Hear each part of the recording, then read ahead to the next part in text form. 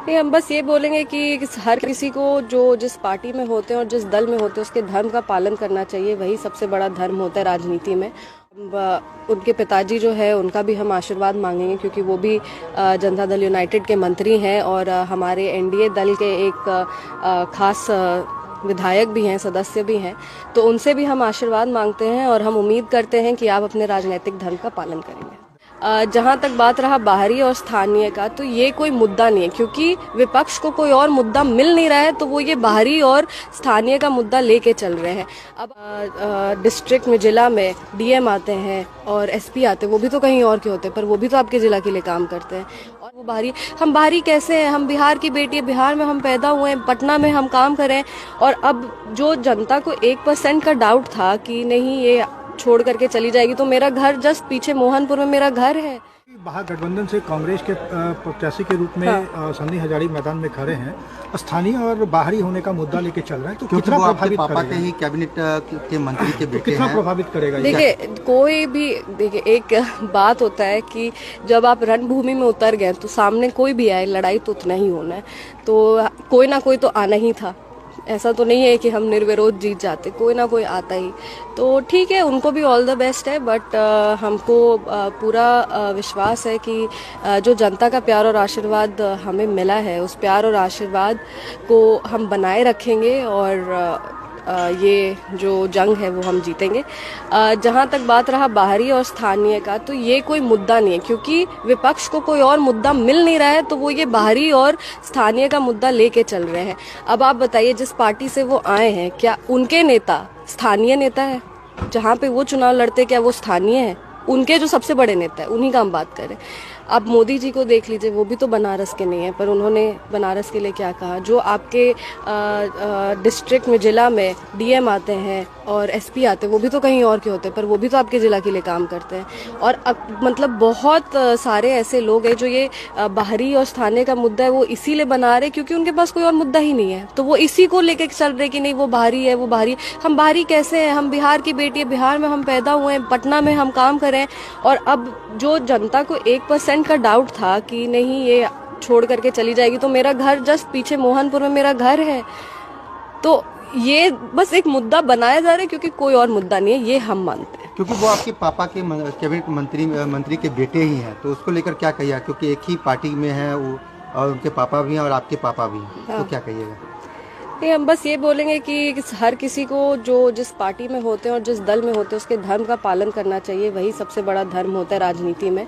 और हम उनके पिताजी जो है उनका भी हम आशीर्वाद मांगेंगे, क्योंकि वो भी जनता दल यूनाइटेड के मंत्री हैं और हमारे एनडीए दल के एक खास विधायक भी हैं, सदस्य भी हैं। तो उनसे भी हम आशीर्वाद मांगते हैं और हम उम्मीद करते हैं कि आप अपने राजनीतिक धर्म का पालन करेंगे। आप एनडीए प्रत्याशी के रूप में लगातार आप पिछले 15 दिनों से क्षेत्र में घूम रही हैं जी। जनता का कैसा रिस्पॉन्ड है और अपनी जीत को लेकर कितनी आश्वस्त है?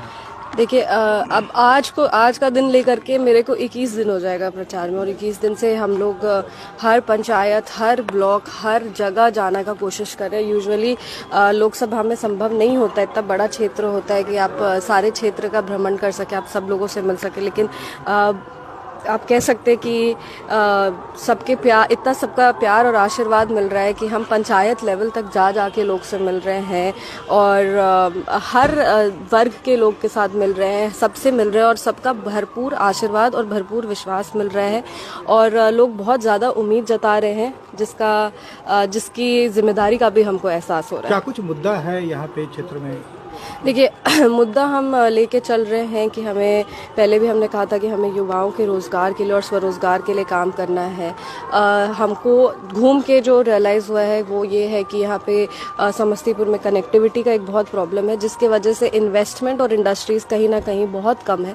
और हमको लगता है कि समस्तीपुर एक लैंड रिच जगह है, तो यहाँ पे अच्छी इंडस्ट्रीज़, अच्छी कंपनीज़ आ सकती हैं, प्रोवाइडेड कि आप उन सारे जगह को अच्छे से कनेक्ट करिए। अगर आप कनेक्ट नहीं करेंगे तो आप कभी भी कोई भी इंडस्ट्री या कंपनी ले भी आइएगा तो भी आप एम्प्लॉयमेंट नहीं लोगों को दिला पाएंगे, क्योंकि लोग पहुंच ही नहीं पाएंगे जगह तक। आप यहाँ सुबह से हम निकलते और हमें कहीं पहुंचने में 45 मिनट 40 मिनट लग जाता है। तो ऐसे में ये एक कॉरपोरेट हब जैसा बन नहीं पाता है। और हम एक चीज़ और रियलाइज़ किए कि यहाँ पे एक बहुत अच्छी IT हब बनने का एक पॉसिबिलिटी है। और क्योंकि यहाँ के जो युवा हैं वो शिक्षित भी हैं और अभी मतलब उतने अच्छे से एम्प्लॉयड नहीं है, तो हम लोग उन पे भी मेरा फोकस रहेगा। यहाँ पे बहुत सारे किसान हैं, तो हमें ज़्यादा से ज़्यादा किसानों के लिए काम करना है। उनको हम फसल बीमा, क्योंकि हमारा पॉपुलेशन अगर 90% किसान का है, तो हमें किसानों के लिए काम करना ही पड़ेगा, तभी जा करके पूरा सोसाइटी ग्रो करेगा, पूरा समाज ग्रो करेगा। तो इसीलिए जितने से ज़्यादा किसान को हम किसान सम्मान निधि से जोड़ सके, ज़्यादा किसान को हम फसल बीमा योजना से जोड़ सके, उनके MSP के लिए हमें काम करना है।